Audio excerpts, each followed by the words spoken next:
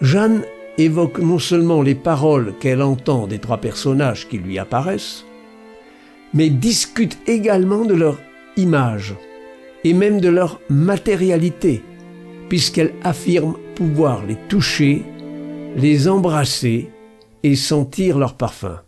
Mais il est à noter que l'histoire officielle retient le phénomène des simples voix, qui peut trouver une explication logique, médicale ou psychiatrique, alors qu'il paraît très difficile d'expliquer des apparitions, faisant appel à pas moins de 4 des sens de l'être humain.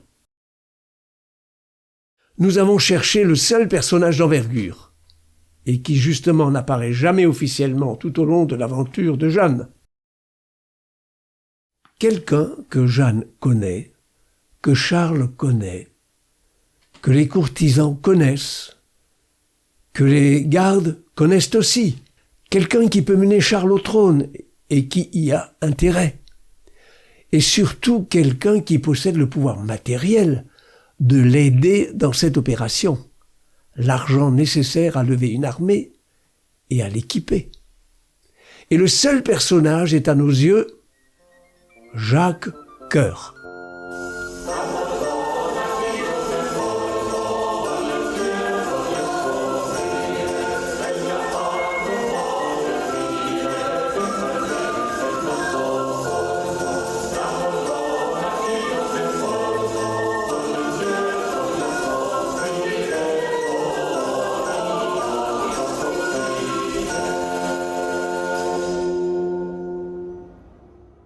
Il habite Bourges. On se souvient que Charles est nommé par dérision le roi de Bourges. Possède une fortune considérable, est un initié, et dans son palais figurent encore de nombreuses références révélant son appartenance aux Templiers.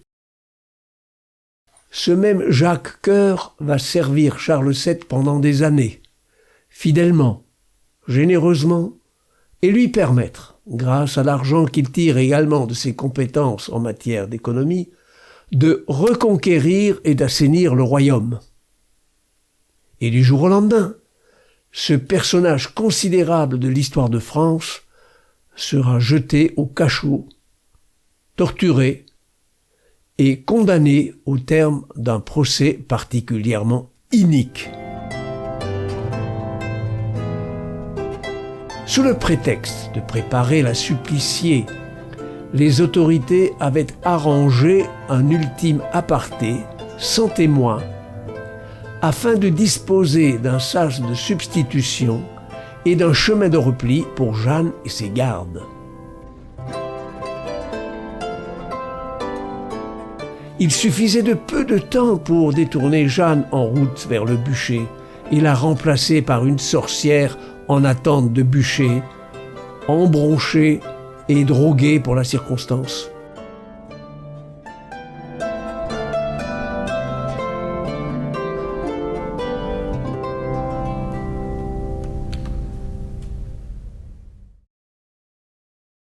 Peu après la mort du duc de Bedford et le rapprochement entre Armagnac et Bourguignon, scellé par le traité d'Arras le 20 septembre 1435, Jeanne fera son retour à la vie publique et mondaine. Au printemps 1436, elle réapparaîtra prudemment sous le nom de Jeanne d'Ulysse, pucelle de France, après son mariage avec Robert des Armoises en septembre 1436. Si Jeanne la Pucelle réapparaît, 5 ans après le bûcher de Rouen, c'est forcément qu'elle n'a pas été suppliciée, le mercredi 30 mai 1431, sur la place du Vieux Marché.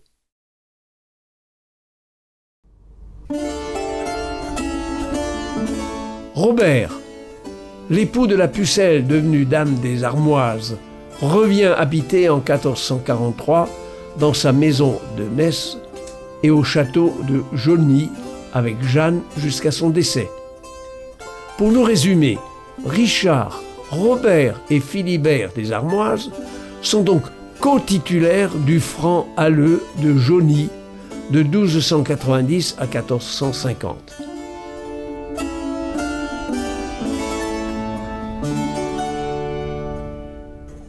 Thierry des Armoises vend sa part en 1504, date à laquelle les Armoises quittent temporairement Jauny jusqu'en 1624. Entre 1624 et 1668, Jean des Armoises est propriétaire du domaine, et de 1668 à 1677, Louis des Armoises est propriétaire à son tour.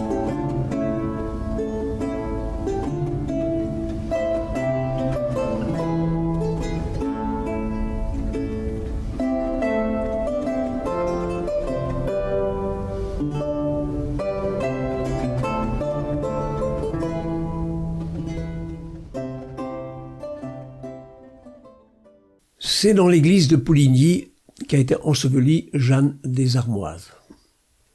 Pucelle de France, après sa mort, que les auteurs situent entre 1449 et 1450, quand pour notre part nous l'estimons plus tardive, en 1451 ou 1452. La tombe de Jeanne a longtemps été signalée dans l'église par une inscription sur le mur de la chapelle, située à droite du chœur, qui énonçait que reposait ici le corps de Jeanne des Armoises, Pucelle de France, et celui de son époux, Robert des Armoises, en son armure. Mais l'inscription qui signalait le tombeau de Jeanne a disparu aux alentours de 1900, au moment même où l'on envisage sa béatification.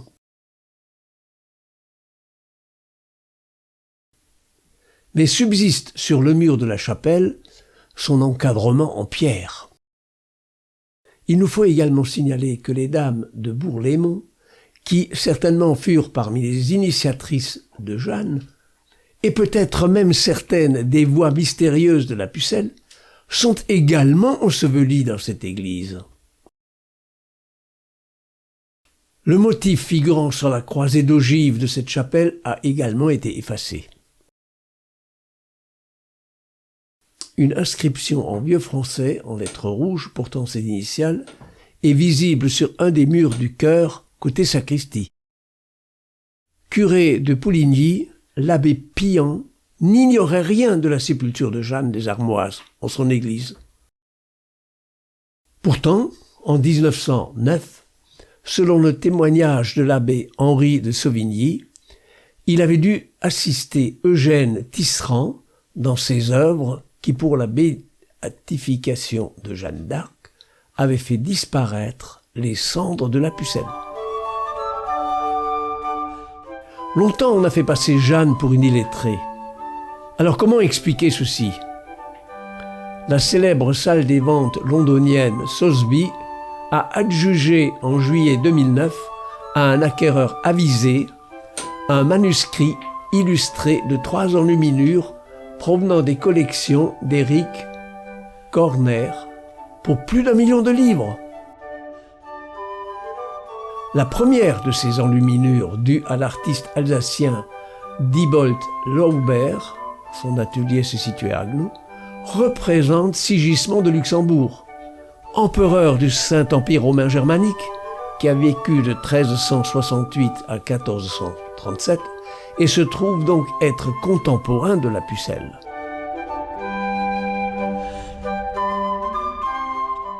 L'empereur envoie un messager portant un pli cacheté à une femme richement vêtue, que le manuscrit désigne comme la Pucelle qui a accompli de nombreux miracles.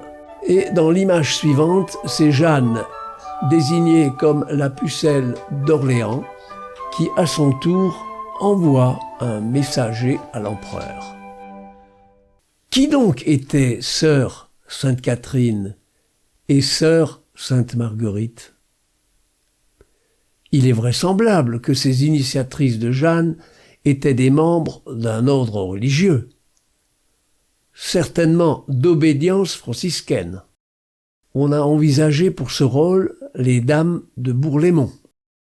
Chose curieuse, elles sont enterrées, elles aussi, à Pouligny-sur-Madon, auprès de Jeanne des Armoises.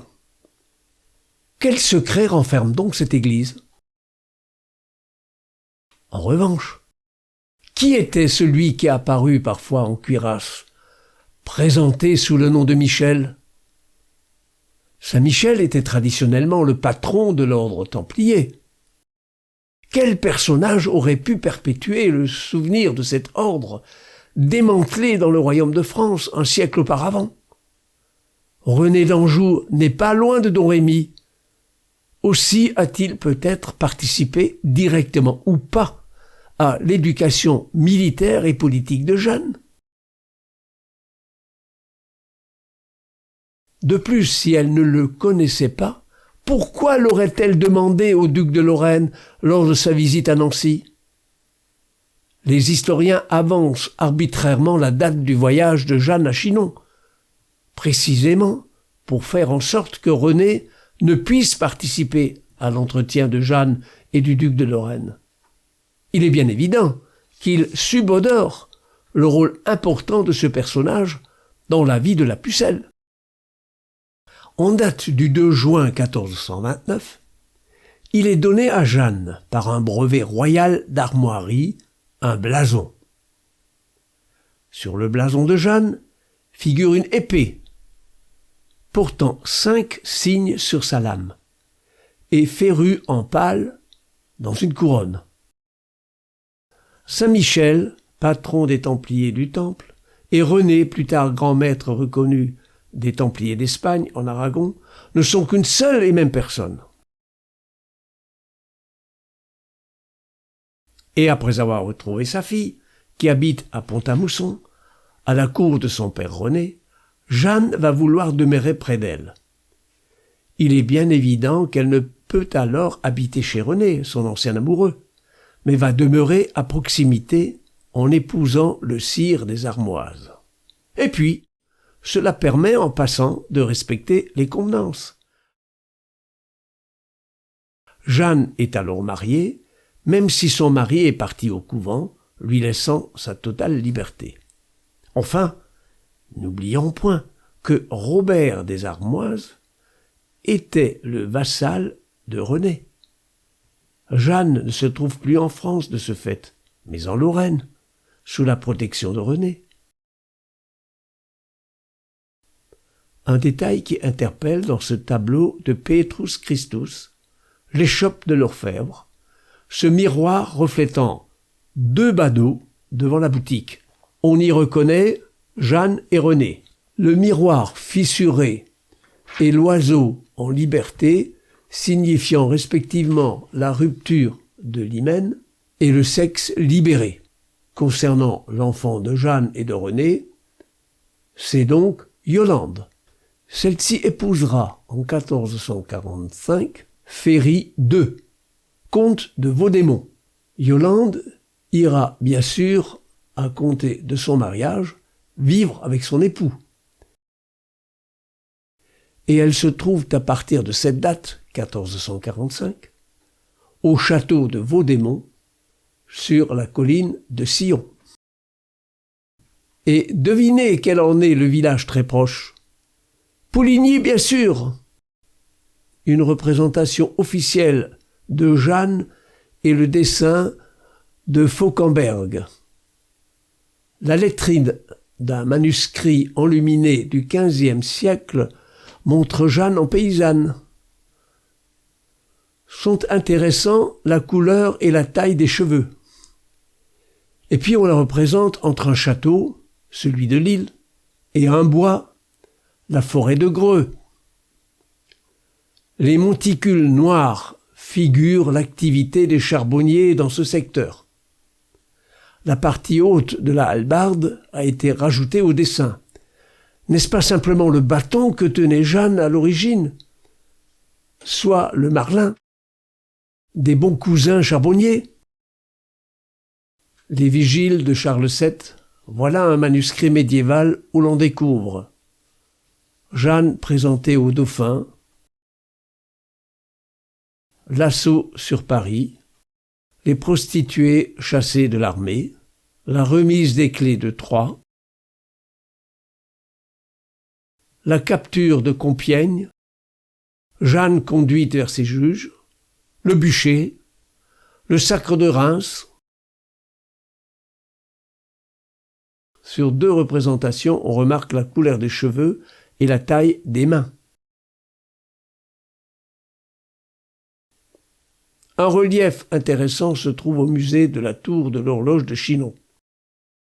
Lors des travaux de rénovation exécutés dans la chapelle de Bermond, on voit apparaître de petits dessins. Le visage de Jeanne vraisemblablement découvert à Bermond, cite un petit opuscule en collaboration avec l'évêché des Vosges. Une jeune femme en prière. La façon réelle dont Jeanne est arrivée à Domrémy, sa vie réelle dans ce secteur, la façon dont elle a succombé, ou l'endroit de la mise en terre de ses entrailles. En ces temps-là, la coutume était d'enterrer les personnages célèbres en 3 endroits différents. Le rétable de l'agneau mystique se trouve à la basilique Saint-Bavon de Gand.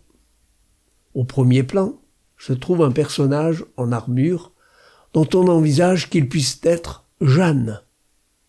À propos de Jeanne et de l'empereur Sigismond, il est à noter que la lettre de Jeanne est datée du 22 mars 1429, soit 2 semaines après son arrivée à Chinon. Ce qui implique que la lettre de l'empereur a été envoyée quelques semaines auparavant. À ces dates, Jeanne n'est alors officiellement que la bergère illettrée de la légende. Au rétable des litanies de Saint-Laurent du Stiftmuseum du Kloster Neuenburg, Jeanne est revêtue d'une armure et porte une huque vert perdu, couleur officielle de la maison d'Orléans. Au mur sont accrochées des pièces de son armure, une épée du type Messer. Au pied de Jeanne, une touffe de muguet. Elle est entourée de 4 personnages ailés en armes. Ses 4 frères, les 4 enfants mâles d'Isabeau de Bavière précocement décédés. Sur le sceau d'Isabeau, on peut constater qu'elle est représentée sur l'avers, entourée de 4 anges. Est-ce une allusion à ces 4 garçons déjà décédés?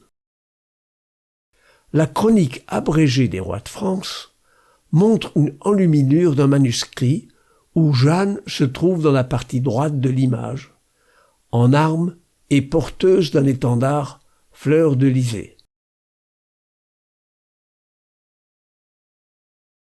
Au musée de l'Escorial de Madrid, on découvre une image de Jeanne à genoux et présentant une lettre au roi. La pucelle porte un vêtement vert foncé, couleur de la maison d'Orléans, et tient dans la main une coiffe, un bonnet rouge. Le buisson ardent de la basilique d'Aix présente une femme dont la couleur de la robe est le vert perdu de la maison des Orléans.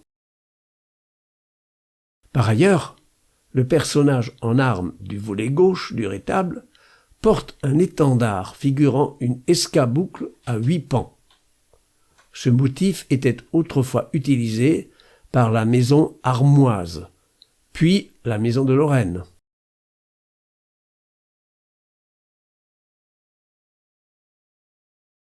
Au rétable de Dresde, la jeune femme rousse n'est sans doute pas Sainte Catherine, puisqu'elle ne porte pas d'auréole. Cette curieuse image figure un événement de la cour du roi René, mettant en scène une jeune femme munie du traditionnel bâton, le marlin, apanage des bons cousins charbonniers. Un personnage vêtu d'une robe vert foncé, le vert perdu de la maison d'Orléans, et qui pose sa main sur l'épaule d'un autre intervenant de la saga. Serait-ce Dunois le bâtard. D'un rétable du XVe siècle, découpé et vendu en plusieurs pièces, l'Académie des Beaux-Arts de Stuttgart a attesté l'authenticité. Dans la procession dans le vallon, le personnage de rouge vêtu semble ne pas être Charles VII, mais plutôt René d'Anjou, conversant avec sa mère Yolande. Le spectateur ou lecteur peut aisément s'apercevoir que les représentations de Jeanne faites au XVe siècle sont fort nombreuses, mais oubliées. Pour diverses raisons, bien sûr, la plupart d'entre elles ne correspondant pas à l'image de Jeanne que la légende veut nous faire croire. On nous présente une paysanne, mais ses portraits révèlent une grande dame aux magnifiques atours, une analphabète mais en relation épistolaire avec l'empereur romain germanique, une fervente catholique qui assume son haut grade dans un mouvement hérétique, les charbonniers. On peut penser que les représentations de Jeanne sont volontairement passées sous silence, car contraires au dogme. Nous avons vu que dès son vivant, Jeanne est un phénomène politico-religieux. La mémoire de Jeanne, un culte civique entre histoire et religion.